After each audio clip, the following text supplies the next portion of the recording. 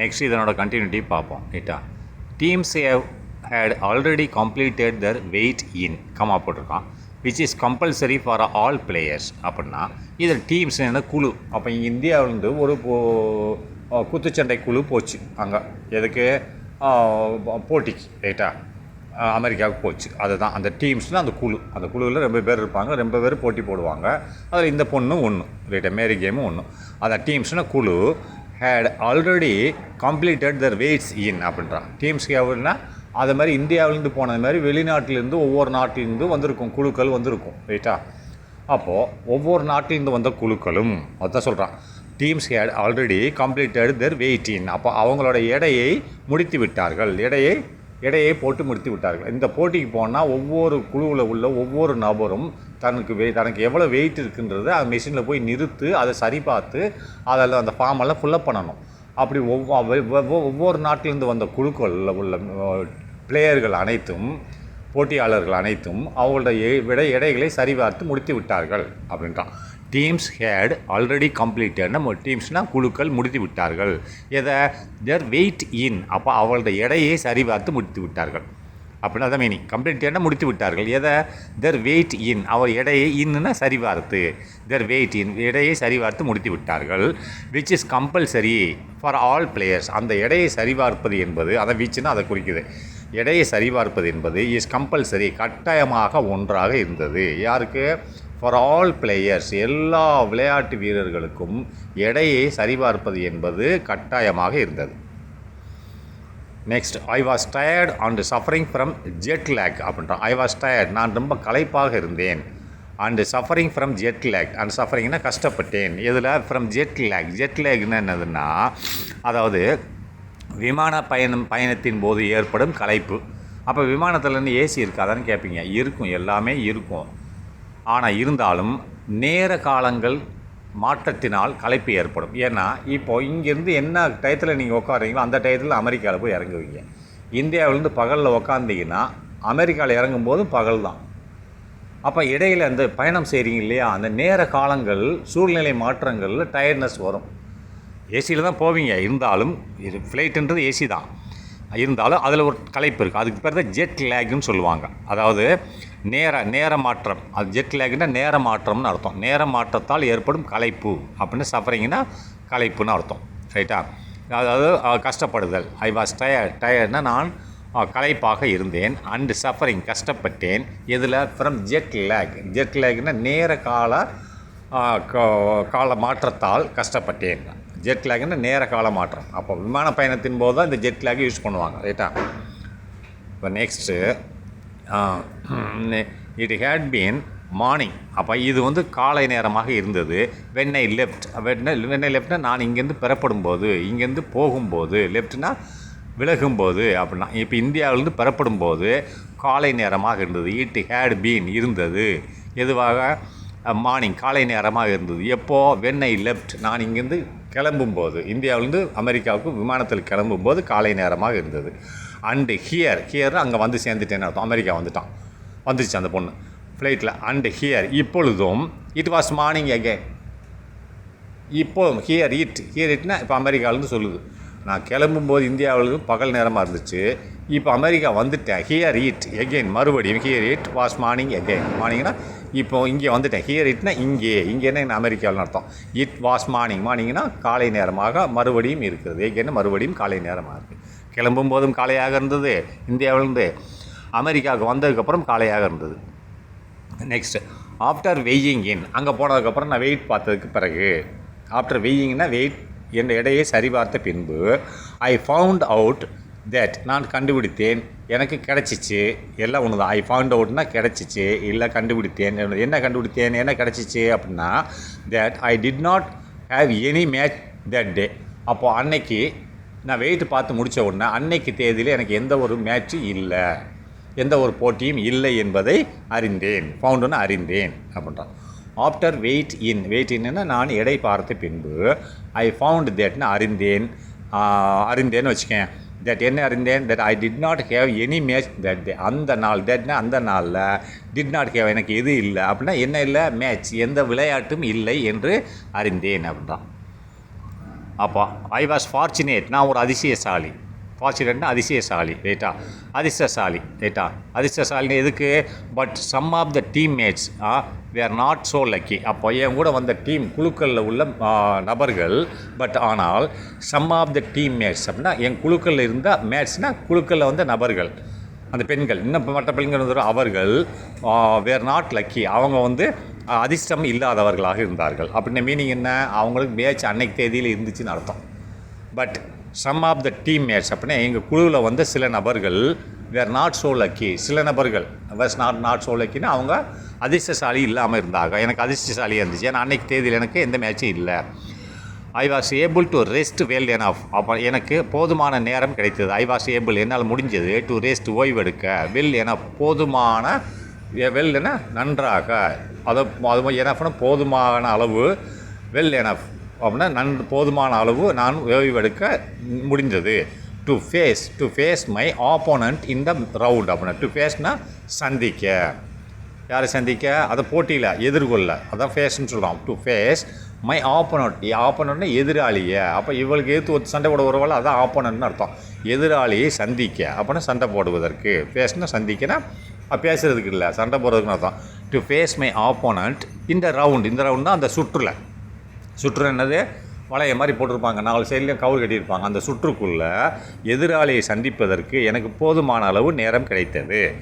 Which I own comfortably, அதனால் விச்னா அதன் காரணமாக, ஐ ஓன் கம்ஃபர்டபிள்னா நான் வென்றேன். என்ன எப்படி வெற்றி பெற்றேன்? எளிதாக வெற்றி பெற்றேன். கம்ஃபர்டபிள்னா எளிதாக, எனக்கு ஓய்வு கிடைச்சதுனால எதிராளியை எளிதாக வெற்றி பெற்றேன். விச்னா அதன் காரணமாக, ஐ ஓன்னு வெற்றி பெற்றேன், கம்ஃபர்டபிள்னா எளிதாக. Next, my fear of facing new opponents quickly vanished அப்படின்னா, ஏன்னா பயந்துகிட்டு இருந்தேன். அப்புறம் மை ஃபியர்னால் என்னோடய பயம், ஆஃப் ஃபேஸிங் எதிர்கொள்வது, நியூ அப்படின்னா புதிய போட்டியாளர். ஆப்போனன்ட்னா போட்டியாளரை, இப்போ சண்டைக்கு போகும்போது போட்டியாளர் புதுசாக தானே இருப்பாங்க, நம்மளை எதிர்த்து சண்டை போடுறவங்க, அவங்களை எதிர்கொள்வதற்கு எனக்கு பயமாக இருந்தது முதல்ல. இப்போ போயிடுச்சு, ஏன்னா நான் ஒரு போட்டியில் கலந்துட்டு நான் ஜெயிச்சிட்டேன், அப்போ எனக்கு அந்த பயம் போயிடுச்சுன்னு அர்த்தம். குயிக்லி வேகமாக, வேனிஸ்னால் கலைந்து விட்டது, அந்த பயம் போயிடுச்சு.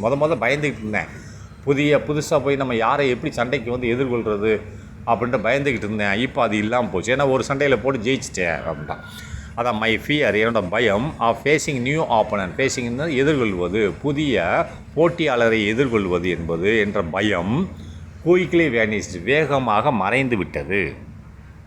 Next, I competed in the 48 kg in this championship, நான் போட்டியிட்டேன். இதில் 48 கிலோ பிரிவுள்ள சாம்பியன்ஷிப் முதன்மை போட்டியாளரில் நான் போட்டியிட்டேன்னு அர்த்தம். ஐ காம்பட்டட்னா போட்டியிட்டேன்.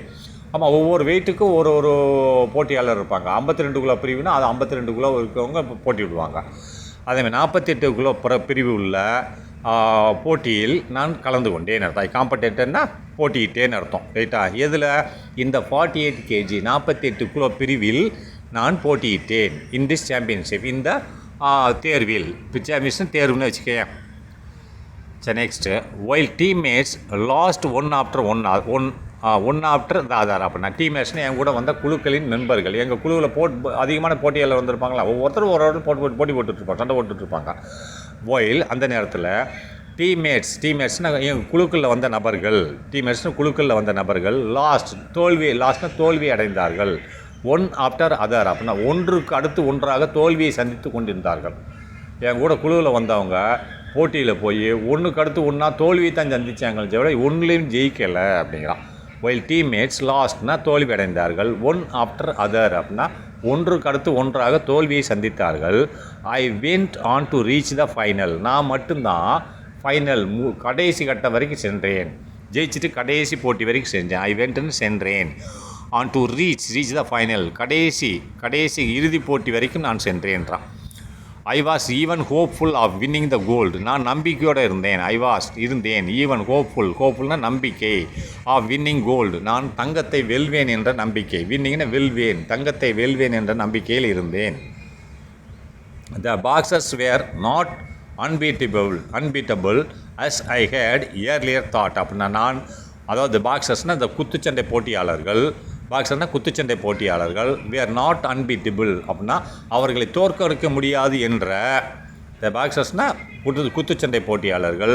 we are not இருந்ததாக we are not unbeatableனால் தோற்கடிக்க முடியாதவர்கள், குத்துச்சண்டை வீரர்கள் தோற்கடிக்க முடியாதவர்கள் என்ற என்னுடைய ஐ ஹேட் இயர்லியர் தாட், நான் ஏற்கனவே நினைத்திருந்தேன்.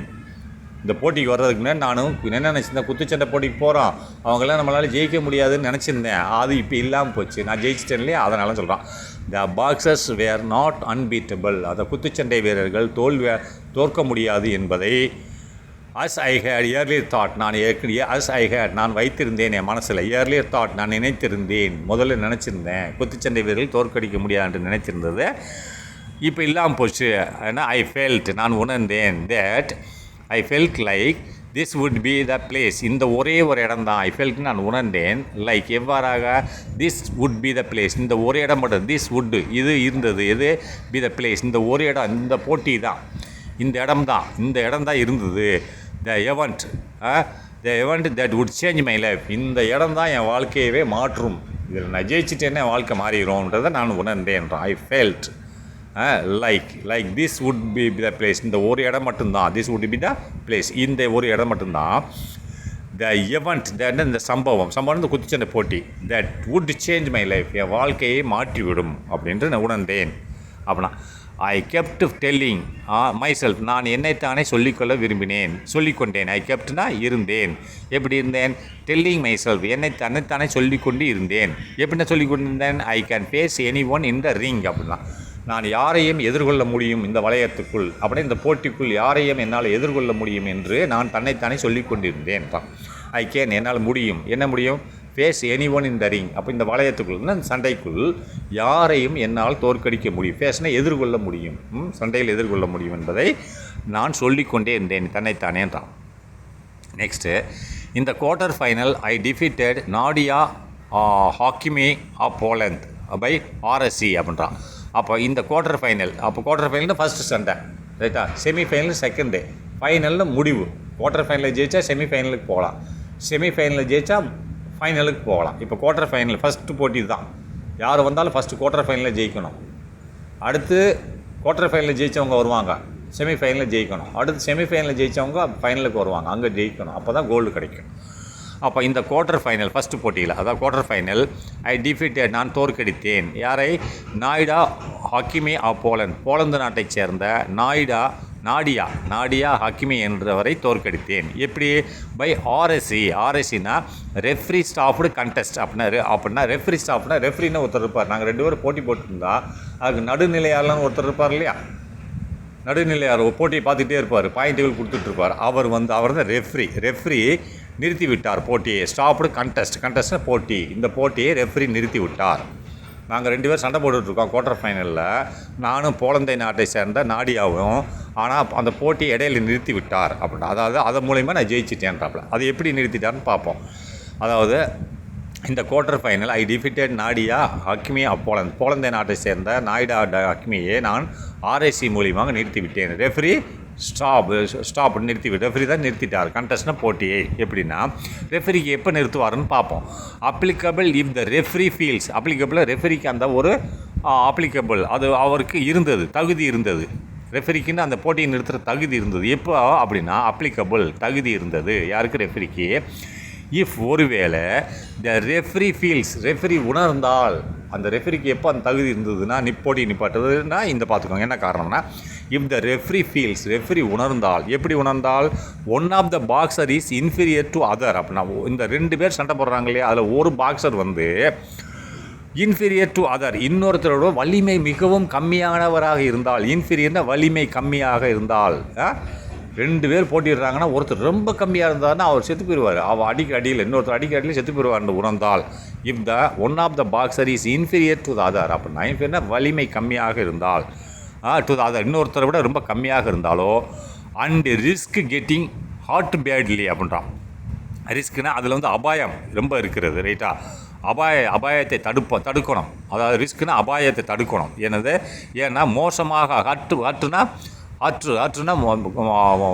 காயப்படுத்துதல், பேட்லி மோசமாக காயப்படுத்துவது உள்ள அபாயத்தை தடுப்பதற்காக வேண்டி. அண்டு மேலும் அதாவது ஹார்ட்னா தாக்குதல், பேட்லின்னா மோசமாக தாக்குதலில் உள்ள அபாயம். அப்போ இன்னொருத்தர் வலிமை எக்கச்சக்கம், இன்னொருத்தர் வலிமையே இல்லாமல் இருக்கார், ஆனால் அந்த வலிமையானாலும் அதிகமாக தாக்கினா இவன் செத்து போயிடுவான். அதனால் அந்த நேரத்தில் அவர் ரெஃபரி போட்டி ஸ்டாப் பண்ணி இந்த வலிமை உள்ளவராக ஜெயிச்சதாக அறிவிச்சிருவார். அதான் சொல்கிறேன். ஒன்று ரொம்ப வலிமை கம்மியாக இருந்தாலோ அல்லது அந்த ரிஸ்க்குன்னு அபாயம் நிறைந்திருந்தாலோ. எப்படி அபாயம் நிறைந்திருந்தால் கெட்டிங்னா செய்தால், ஹார்ட் பேட்லி மோசமாக தாக்கினாலோ அதை நிறுத்தி விடுவார். நிறுத்தி அந்த தாக்கியவருக்கு பரிசு கொடுத்துருவார், அவருக்கு ஜெயிச்சதாக அறிவித்து விடுவார். அண்ட் இந்த செமிஃபைனல் ரெண்டாவது போட்டியில் வந்து ஐ டிஃபிட்டட், இது குவார்ட்டர் ஃபைனலில் அது அந்த பொண்ணை தோற்கடிச்சிட்டான். செமிஃபைனலில் இந்த செமிஃபைனல் அடுத்த போட்டிக்கு போயிட்டான். அண்ட் இந்த செமிஃபைனல் ஐ டிஃபிட்டட் ஜாமியா பேகல் என்ற கனடா நாட்டை சேர்ந்த ஜாமியா பேகலை 21.9 பாயிண்டில் தோற்கடித்தேன் என்கிறார். ரைட்டா, 29-9 என்ற புள்ளியில் செமிஃபைனலுக்கு போயிட்டான். இன்னும் ஒன்று தான் ஃபைனல் ஜெயிச்சா கோல்டு. ரைட்டா, அப்போ next I reached the final. இப்போ நான் ஃபைனலுக்கு போயிட்டேன். But lost to Hola Shahin of Turkey. அப்போ டர்க்கி நாட்டை சேர்ந்த ஹோலா ஷாகின் என்ற பெண்மணி இடத்துல நான் தோல்வியை தழுவினேன். லாஸ்ட்னா இழந்தேன். ரைட்டா, ஐ ரீச்டு த ஃபைனலுக்கு போயிட்டேன். பட் ஆனால் லாஸ்ட்னா இழந்தேன். அப்போ தோல்வியை தழுவினேன் அர்த்தம். இழந்தேன், லாஸ்ட்னா இழந்தேன். எதை? டு யார்கிட்ட இழந்தேன்? டு ஹூலா ஷாகின்கிட்ட நான் இழந்தேன். அப்படி யார்கிட்ட தோத்துட்டேன்னு அர்த்தம்.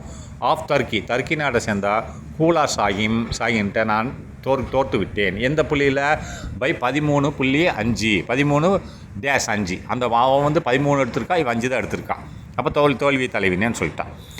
த greatest disadvantage for me was my loss of appetite அப்படின்ட்டான். எனக்கு அதாவது மிகப்பெரிய கிரேட்டஸ்ட்னா பெரிய வருத்தம், ஒரு பாதகம், அதை பாதகம்னு சொல்லலாம், ஒரு சாதகம் இல்லாதன்னு சொல்லலாம். அப்போ த கிரேட்டஸ்ட்னா பெரிய டிஸ்அட்வான்டேஜ் ஒரு பாதகம் என்னவென்றால் வாஸ் ஃபார் மீ, எனக்கு ஒரு பெரிய பாதகம் என்ன வந்து தோற்றதுக்கு காரணம் சொல்கிறான். எனக்கு மிகப்பெரிய பாதகம் என்னவென்றால் was my loss of appetite அப்படின்னா என்னோட பசியின்மை தான் இதுக்கு பெரிய காரணம் அப்படின்னா. அது என்ன பசியின்மை? அப்போ சண்டைக்கும் பசியின்மைக்கு என்ன காரணம்? வாஸ் மை லாஸ் ஆஃப் அப்படைட்னா பசியின்மை தான் இந்த தோல்விக்கு காரணம். லாஸ்ட்னா தோல்வி மை லாஸ்ட்னா இழந்ததுக்கு காரணம் என்னவென்றால் அப்படைட்னா பசியின்மை தான் நான் இந்த தோல்விக்கு காரணம் என்கிறாள். அது என்ன பசியின்மைன்னு பார்ப்போம்.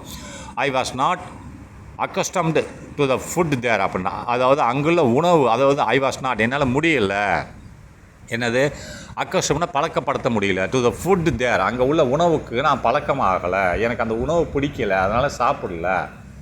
அப்போ சோர்வாக இருந்து சண்டையில் தோத்துட்டேன்றான். அதான் சொல்லாமல் சொல்கிறான். ஐ வாஸ் நாட் அக்கஸ்டம்டுன்னா பழக்கம் இல்லை எனக்கு. ஐ வாஸ் நாட்னா அக்கஸ்டம்னா எனக்கு பழக்கம் இல்லை. எதுக்கு பழக்கம் இல்லை? டு த ஃபுட் தேர் அங்கே எனக்கு உணவு வழங்கப்பட்டது, அந்த உணவை நான் சாப்பிட்டு எனக்கு பழக்கம் இல்லை அப்படின்ட்டான். ட்ரை அஸ் ஐ மைட் அப்படின்னா நான் முயற்சி செய்தேன், என்னால் முடிந்த அளவுக்கு சாப்பிட முயற்சி செய்தேன். அஸ் ஐ மைட் அப்படின்னா மைட்னா முடிந்தளவு, ஐனா என்னால் முடிந்த அளவுக்கு நான் முயற்சி செய்தேன். I could not eat the food என்னால் சாப்பிடவே முடியல. ஐ குட் நாட் முடியல த ஃபுட் அந்த உணவை சாப்பிடவே முடியல.